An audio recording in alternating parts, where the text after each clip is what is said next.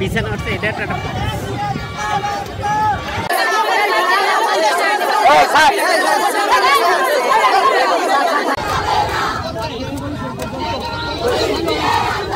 তোমাদেরকে শান্তিপূর্ণভাবে চলে যাওয়ার নির্দেশ দেওয়া হচ্ছে। শান্তিপূর্ণভাবে চলে যাও, একটা বেজে গেছে। এরপরে যে কোনো পরিস্থিতি হতে পারে, তার জন্য কিন্তু আমরা দায়ী থাকবো। আমি তোমাদেরকে আবারও রিকোয়েস্ট করছি, তোমরা সবাই আমাদের সংগ্রামের